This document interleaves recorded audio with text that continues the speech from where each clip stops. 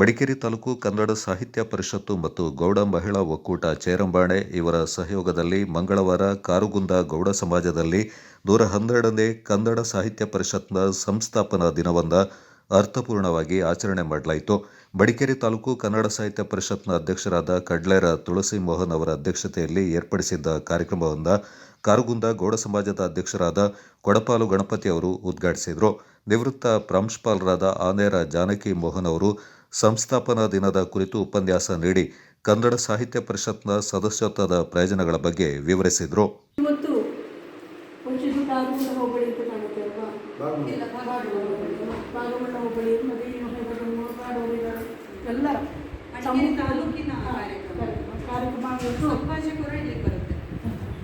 ಹಾಗೆ ಎಲ್ಲರೂ ಸೇರಿ ಇವತ್ತು ಆ ದಿನದ ನೆನಪಿನ ಸಂಸ್ಮರಣೆಯನ್ನು ನಾವು ಇವತ್ತು ಮಾಡ್ತಾ ಇದ್ದೀವಿ.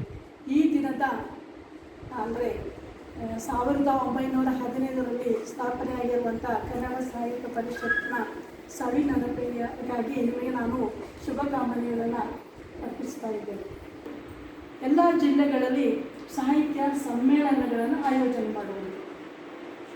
ಆಯೋಜನೆ ಮಾಡುವುದರ ಮೂಲಕ ಸಾಹಿತ್ಯಿಕವಾಗಿ ಸಾಂಸ್ಕೃತಿಕವಾಗಿ ಉಪನ್ಯಾಸಗಳನ್ನು ಕೊಡುವಂಥದ್ದು, ವಿಚಾರಗೋಷ್ಠಿಗಳನ್ನು ಮಾಡುವಂಥದ್ದು, ಕವಿಗೋಷ್ಠಿಗಳನ್ನು ಮಾಡುವಂಥದ್ದು, ಪುಸ್ತಕಗಳ ಪ್ರಕಟಣೆಯನ್ನು ಮಾಡುವಂಥದ್ದು ಹಾಗೂ ಪುರಸ್ಕಾರಗಳನ್ನು ಮಾಡುವಂಥದ್ದು ಹಾಗೂ ಸಾಹಿತ್ಯ ಕ್ಷೇತ್ರದಲ್ಲಿ ಇರುವವರಿಗೆ ಪ್ರತಿಯೊಬ್ಬರು ತಮ್ಮನ್ನು ತಾನು ತೊಡಗಿಸಿಕೊಳ್ಳಲಿಕ್ಕೆ ಒಳ್ಳೆಯ ವೇದಿಕೆ ಇದೆ. ಆಮೇಲೆ ಕೇಂದ್ರ ಕಚೇರಿಯಾಗಿರುವಂಥ ಚಾಮರಾಜನಗರದಲ್ಲಿರುವಂಥ ಇಲ್ಲಿ ಒಂದು ಗ್ರಂಥಾಲಯ ಕೂಡ ಇದೆ.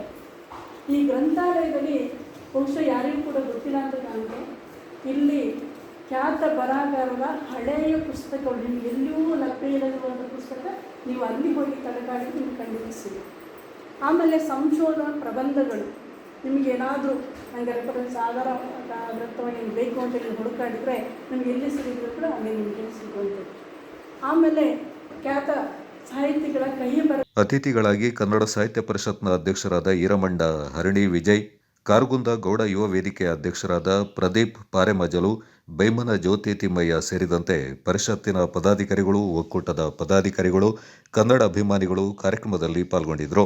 Kodagu channel news, Duggala Sadananda, Napoklu.